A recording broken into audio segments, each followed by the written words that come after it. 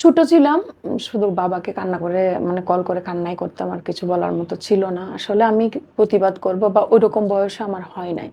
যে আমি কেন বিয়ে দিলেন? উনি অসুস্থ, উনার ৩ টা রিং পরানো ছিল ৩ সালে।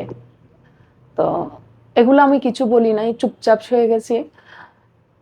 এরপর মনে করেন বিয়ের জীবনটা যেটা গেছে আমার সাথে উনার সাথে, আমি ১ম মাসে এই বাচ্চা চলে আসছে। একটা বাচ্চা হইছে ৫ সালে। আমার বিয়ে হইছে ৪ সালে মে মাসে। ১৫ মাস মানে ১৫ বছর বয়সে আপনি মা? প ১৫ বছর বয়সে ১ সন্তানের মা, ১৬ বছর বয়সে ২ সন্তানের মা। এ কি তারপর? মানে ২ ছেলে যমজের মতো। কিন্তু প্রচুর পেইন দিত আমাকে।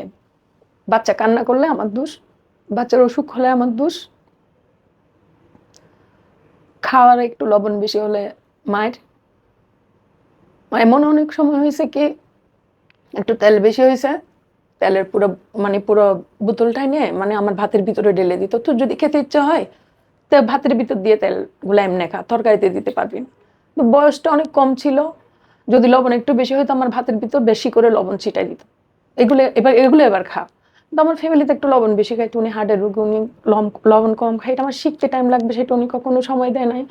বলতে গেলে আমার একটা পুতুল খেলার বয়স ছিল। আমি ওরে!